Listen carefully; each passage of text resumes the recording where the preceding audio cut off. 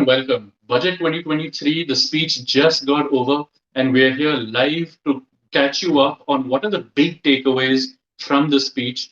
Of course, we don't have all of the details yet. Those documents are still being uploaded on the budget website, but we do know some of the big ticket announcements that have been made. And so we're here to explain those to you, what the implications are. I'm TCA Sharad Raghavan, Deputy Editor at ThePrint, and we have with us Radhika Pandey, Senior Fellow at NIPFP. Thank you, Radhika, for joining us. So now the number one biggest thing on everybody's mind is the income tax decisions that were made. There's been a change in the rebate from 5 lakhs to 7 lakhs, and there have been some changes in the tax slabs. Now, there is no real clarity right now on these new tax slabs, whether they apply to the new regime or the old regime. But what seems to be clear is that the rebate, which is increased from 5 lakhs to 7 lakhs, that applies to the new regime. Now, if you remember, a few years ago, the government introduced a new income tax regime, and it gave people the option of choosing the new one or the old one. The basic difference between the two was that the new regime had a few more tax slabs. It had lower rates, but it also meant that you gave up the exemptions that were given in the old tax regime. So you had to pick and choose which one you wanted depending on your tax incidence. Like if you were availing more exemptions, then maybe the old tax regime was better. But if the exemptions weren't making that much of a difference to you, then maybe the lower tax rates of the new regime were better for you. But now we're going to have to look at the fine print to see what the details are on the new regime, whether they apply only to the new regime or the old regime. But we know that several changes have been made. So Radhika, if you could tell us a little more what the implications of these changes are. Yes, so basically the move is more towards tax simplification and rationalization. And also, I think the move is towards making the new tax regime the default tax regime because yes, so the intent is to incentivize people to move from the old to the new tax regime, where the number of tax slabs have been reduced, the tax rebate has been increased. So this is class will be very happy, and this will increase the give a feel good factor. It will increase the disposable income in the hands of people, and it will spur domestic consumption, which is very critical at a time when external demand is anemic because of global headwind. And we need to pump prime domestic consumption. We need to have domestic consumption as our main driver of growth. So in that context, I think this is a welcome decision, and it will definitely help in boosting the consumption levels. Right. And now coming to boosting the other engine of the economy, which is government spending. The allocation for capital expenditure is at 10 lakh crores for the coming financial year. This is up 33% from last year. That's what the FMS said. We'll confirm that once the numbers come out. And it is also 3.3% of GDP. Yes. That's a very, very high sum. So now, what are the implications of that? How does that happen? So we have seen that over the past 2 years, one of the main agenda of the government has been to increase muted given the instability, given the multiple shocks that the economy has been facing. So in that context, the impetus towards capex continues. And as you mentioned, there has been a 33% increase in incentivizing states also continues. So there is a 50-year interest-free loans to be given to states of the amount of rupees 1.3 lakh crore. So it's not just that the central government will be spending, but it is also incentivizing states to spend on capex. A lot of that is again flexible up to the states to increase their capital expenditure. But there are some items which the central government would want the states to spend on, like scrapping old vehicles. So again, that is a very important point, that we are using the funds for reducing the carbon footprint of the economy by fast tracking the scrapping of old vehicles. So there are some areas which have been allocated for the states to spend on, but for the rest of it, they can spend on boosting capital expenditure. And we've seen that the central government in the first 8 months, they've already spent more than 60% of their budgeted amount. So it is a good thing. Yeah, but we do see some early signs of recovery in private investment. But as the economic survey also pointed out yesterday, that capex has to be the main driver of growth. Both public capex and private capex, and government has continued its thrust towards capital expenditure by increasing the allocation to rupees 10 lakh crore.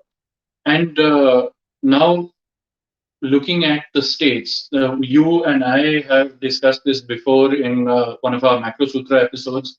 One of my colleagues, Nikhil Rampal, he's also done a story on the fact that while the center has been quite good about coming close to its targets when it comes to capex, the states have been falling quite short. And so, do you feel that just extending the limits, extending the tenure of this interest-free loan, is that enough incentive for the states? Because so far they've given this loan already, but that hasn't encouraged them. So yes, and in fact, the for the previous year also the entire allocation has not yet taken place. The sanctioned amount and the actual disbursement has not yet reached the full target that was kept for the last year. And as we discussed in our one of the previous episodes, that some of the states, while they have budgeted a lot, but they haven't spent, even though some of the states are having a fiscal surplus, they have not been able to front load capital expenditure. So you are right. So, along with increasing the allocation, it's also important for the states to move towards reprioritizing expenditure and also to step up their administrative capacity so that they can improve and enhance their capital expenditure and reap the benefits of the multiplier effects that we see with capex. right. And now, one thing just struck me going back to the taxation issue. What they also did was that they have reduced the highest tax rate. Right. So for the rich, they've reduced. So not only have they given benefits for the lowest end of the spectrum, they've given some benefits to the highest end. Now, how does this like square? Like, is it a sensible tax policy, or is it a good idea to reduce the tax on the rich?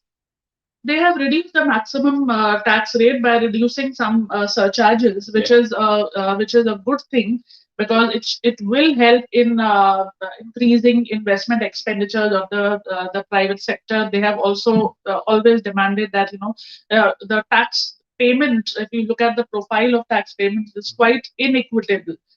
Some minority of the population is paying the bulk of the taxation. So I think the move is towards enhancing the tax base and rationalizing the tax base. And I think once you reduce the tax rate, it also reduces the incentive to evade and move towards a simplified tax regime, and also gives an encouragement to the private entrepreneurs and the rich to invest, which is very important because we need household savings, we need investable resources from the private sector to enhance the medium-term growth potential of the economy. Right. And the other major thing that they announced was for housing and for tourism. Now, tourism is a sector that has still not fully recovered from the pandemic. So it needed help. And in our pre budget show, also, we talked about how the industry had been asking for some assistance from the government. And so that seems to have come through. And also housing. So these are two big employment generating industries. And that's sure to have an impact.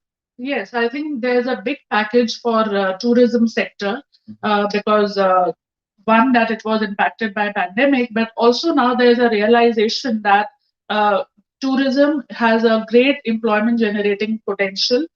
So there needs to be a structured, strategized approach towards enhancing tourism, harnessing the potential of tourism sector towards employment generation, and that is what is being done by announcing initiatives like setting up of unity malls, asking, incentivizing states to sell their one nation, one dish for both domestic tourists and as well as foreign tourism is bound to give an impetus to the tourism sector and will also help in generating employment opportunities.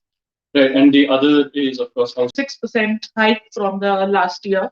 Allocation is raised to 79,000 crore.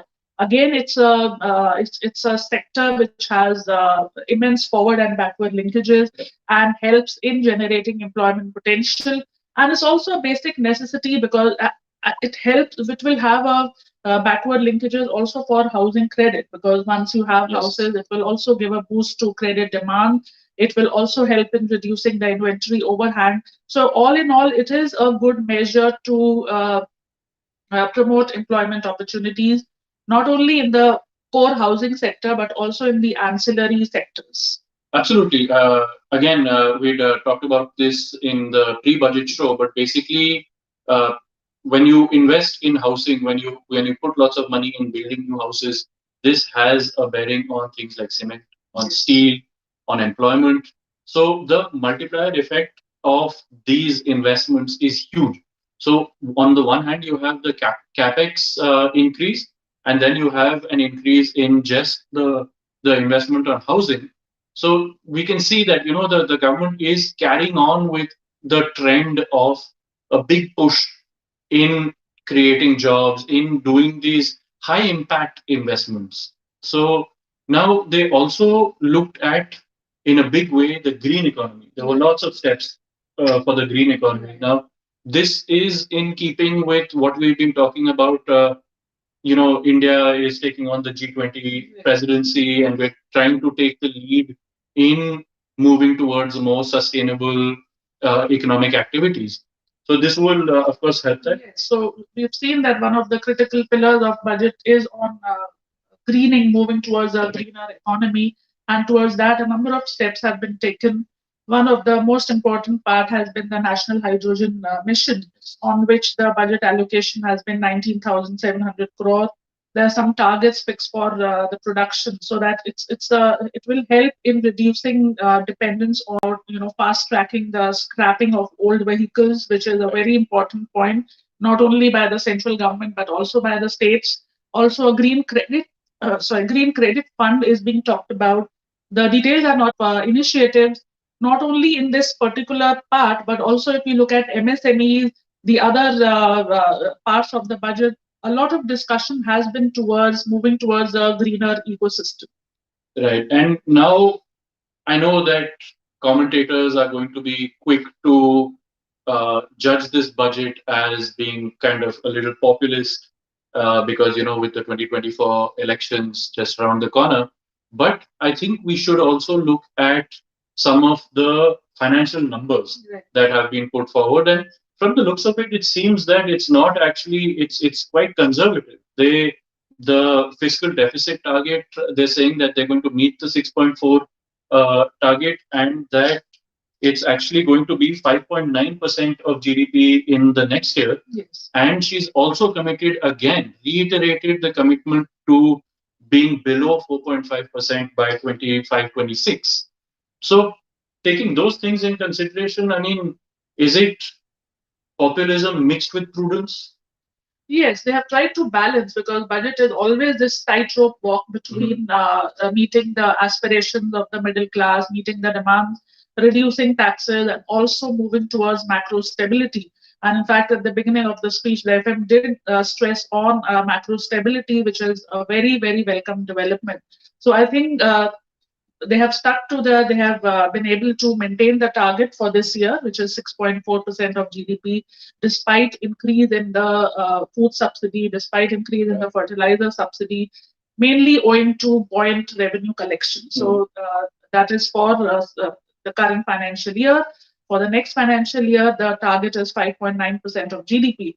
Now, what is going to become critical is that after this, we have 2 more years, 24, 25, and 25, 26. And we need to see how from 5.9 we are going to go to 4.5%. Yeah. So that has to be a much more steeper trajectory towards fiscal consolidation.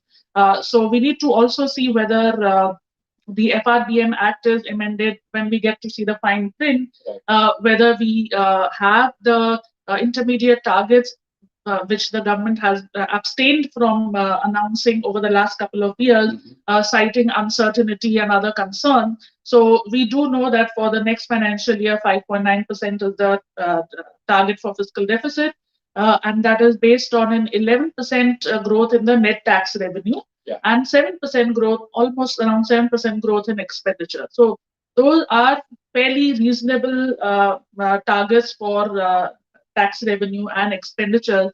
But we need to remember that this time around, the nominal GDP growth won't be that high as 22-23, where the target was 11% and the nominal GDP growth, actually the advanced estimates showed that nominal GDP growth is estimated at above 15%.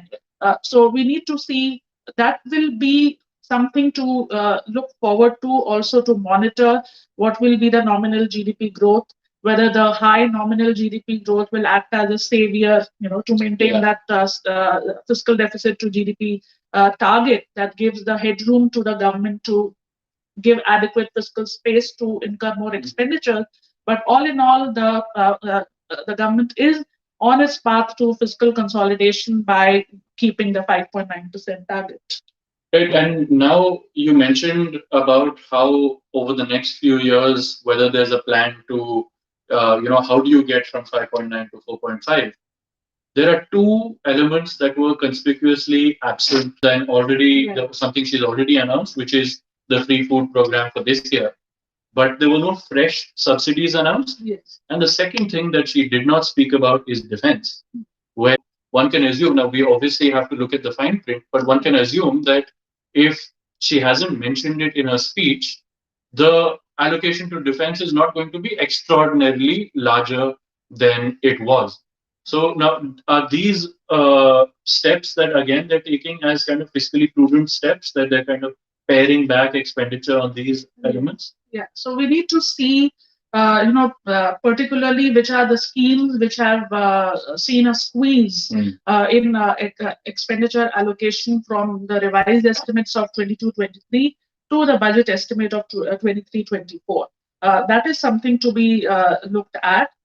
Also, remember that for railways, they have increased the allocation to 2.4 lakh crore, which is again one of the biggest allocation. So railways gets a good amount. So which are the sectors which are whose allocation has been reduced? That will be clear once we look at the fine print, because there is going to be revenue foregone of around 35,000 crore, which the FM mentioned because of the tax regime rationalization. Right. So there will be some expenditure cuts, which will be more clear once we look at the various ministries and the schemes which have, and also Manrega, that is also another scheme that wasn't talked about, Yes. where till last year it was one of the flagship schemes, and even in the demand for grants, the allocation for the Manrega, the Rural Employment Guarantee Scheme, was raised. So we don't know what is the amount allocated for the Rural Employment Guarantee Scheme. So these are some of the things which will get more clear when we have a look at the budget papers. Right. And now we have a large Hindi audience as well. So we're going to kind of switch languages for just a bit. So आपको क्या लगता है कि ये budget अब अच्छा budget रहा है कि डिसअपॉइंटिंग रहा है कि कैसा, आपको क्या लगता है? मुझे लगता है कि गिवन दैट कि ये लास्ट बजट है सरकार का बिफोर द जनरल इलेक्शन, ये एक अच्छा बजट है. यहाँ पे बैलेंस करने की कोशिश की गई है कई सारे कंसिडरेशंस को. इनकम टैक्स को रैशनलाइज किया गया है, कैपिटल एक्सपेंडिचर को इंक्रीज किया गया है, और साथ ही साथ जो फिस्कल कंसोलिडेशन रोड मैप है उस पे नजर रखी गई है. उस पे जो रोड मैप है उसको मेंटेन रखने की कोशिश की गई. सब्सिडी की जहां तक हम बात करें तो 2 लाख करोड़ की सब्सिडी, फूड सब्सिडी पे जो एलोकेशन है वो फिक्स किया गया है, जो लास्ट ईयर के कंपैरिजन में कम है, क्योंकि last year because of all the global headwinds हमने देखा कि फूड सब्सिडी बढ़ी थी. तो अब हमको ये देखना होगा कि फर्टिलाइजर सब्सिडी और बाकी सब्सिडीज में कितना एलोकेशन किया गया है. लेकिन ऑल इन ऑल सब चीजों को बैलेंस करने की बात की गई है. एग्रीकल्चर पे काफी एम्फोसिस दिया गया है. एक जो बहुत इंपॉर्टेंट स्टेप लिया गया है वो ये है कि स्टोरेज फैसिलिटीज पे बात की गई है इस बार, जो कि बहुत अहम है, क्योंकि जब हम प्राइसेस की बात करें तो स्टोरेज फैसिलिटीज जब तक नहीं होंगी तो फार्मर्स को रीजनेबल मार्केट प्राइस नहीं मिल सकती है। तो अब स्टोरेज फैसिलिटीज हो तो वो अपना मैनेज कर सकते हैं इन्वेंटरी, नहीं तो उनको जैसे ही फसल कल्टीवेट होती है उनको उस समय बेचना होता है। उनके पास अब अगर स्टोरेज फैसिलिटीज होगी तो उनको रीजनेबल प्राइसेस मिलेंगी। तो एक स्टोरेज फैसिलिटी की बात की गई है, एग्रीकल्चरल क्रेडिट की बात की गई है, तो आई थिंक ये सारे स्टेप्स बहुत they will help the farmers towards improving. और महिलाओं के लिए भी काफी कुछ किया गया है। जी, महिलाओं के लिए काफी किया गया है। एक तो नेशनल एक सेविंग स्कीम उनके लिए स्टार्ट की गई है, जहाँ पे 2 लाख रुपए तक का वो अपना डिपॉजिट रख सकते हैं और जिसपे 7.5% ब्याज दर दिया जाएगा। उसके अलावा महिलाओं के लिए और साथ में आर्टिस्ट जो कर्मचारी हैं, जो आर्टिजन्स जिसे हम कहते हैं, उनके लिए काफी एलोकेशन और अनाउंसमेंट की गई है, ताकि उनको फाइनेंशियल असिस्टेंस प्रोवाइड किया जाएगा जिससे कि वो अपना जो प्रोडक्ट है उसे बेच सके और एमएसएमई के वैल्यू चेन में उसको इंटीग्रेट कर सके। तो आर्टिजन्स के लिए, फार्मर्स के लिए और ऑल्सो जो ट्राइबल पॉपुलेशन है उनके लिए काफी स्टेप्स लिए गए हैं। वहां पे एजुकेशन फैसिलिटीज के लिए और वहां पे जो एकलव्य रेजिडेंशियल स्कूल स्थापित करने के लिए और उधर 38,000 टीचरों को हायर करने की बात की गई है। सो ये सारे स्टेप्स एक बैलेंस्ड व्यू, जो कि जिन सेक्टर्स को ज्यादा असिस्टेंस की जरूरत है उन पे फोकस करने की बात की गई है, जो कि एक बहुत ही welcome development. And now that's been announced, but let's have a look. So one of the first questions is, what about like railways and employment in railways and other public sector units? I see. So the question is about what has been said about railways and employment in railways and other public sector units. So, Radhika, they have made quite a large allocation to railways. Yes, right? so they've made around 2.4 lakh crore allocation towards railway, and they've also talked about setting up of ports and airports. 50 additional ports and airports they've talked about. So I think that will again give an impetus to infrastructure, and whenever there's it does help in generating employment potential. Correct, for railway. So, yes, next question. The next question is, what about defense? Uh-huh. Defense was supposed to get a pretty huge chunk, like that's what was indicated. Yes. But it didn't. So the question is, so what happened to defense? As we actually discussed in the pre-budget show as well, that all of the three armed forces have made requests to the defense ministry for increased allocations because they have a bunch of purchases that they need to complete in this year, whether it's submarines or light tanks or some new airplanes. There were some purchases that they had to finish, and apparently the defense ministry also communicated this to the finance ministry. So now, honestly, on defense, because it wasn't mentioned in the speech and the documents haven't been uploaded yet on the budget website, we can't tell you for a fact what's happened with it. But from the looks of it, it seems as if the allocation might be the same as last year. It won't be a huge increase. Another question is about how this year's budget will impact the elections in this coming year and the Lok Sabha elections next year. I see. So the question is, how will this budget impact the upcoming elections? One is the elections that are coming up in this year, the state level elections, and of course the general elections of next year. Now, it's safe to say that the tax exemptions that have been given are going to be very welcome. It'll be a matter of time to see whether all of the steps taken on the agriculture front actually benefit the farmers in a way that they realize and in a way that they feel before the elections, because sometimes these steps take a little time for the impact to be felt. But definitely the income tax steps are going to win them a lot of goodwill. There's no question about that. Radhika, if you can think of other. Also, MSMEs, the allocation towards the ECLGS scheme has been enhanced by 9,000 crore. So I think MSMEs have been getting a lot of benefit over the last 3 years. and MSMEs have actually benefited. There are lots of surveys and studies conducted that this scheme has really helped them. And in the absence of this scheme, they would have really been suffering due to the pandemic. And also the steps towards making timely payment to MSMEs will be very welcome. So I think all those steps will be helpful and will help the government during this period, and also for agriculture, for the tribals, the various steps for women, the steps that have been taken, the move towards a cooperative system of development for the small and marginal farmers that have been announced. They are all very welcome steps, and as you rightly pointed, the key lies in the implementation, and also when we get to see the fine print, we will actually know what is the allocation towards these schemes, what is the roadmap. But in terms of the intent, it is a very welcome budget document. So it will be a welcome step, right, and will help in the improving the election prospects. Yeah, just look at all the people that they have tried to benefit. It's the salaried middle class, the rich salaried people, tribal, women, agriculture, like all the farmers. So I mean, this is a it's a implemented quickly. Then I don't see any reason why this won't influence people's. Also tourism, because if tourism is a big sector, it has a large contribution sector for a very long time, that there should be some package, some talk about improving the prospects of the tourism sector. So I think that is also another welcome development. The question is about the market crash. So this question is about the crash in the stock market, and unfortunately, this is an out of syllabus question. It has nothing to do with the budget.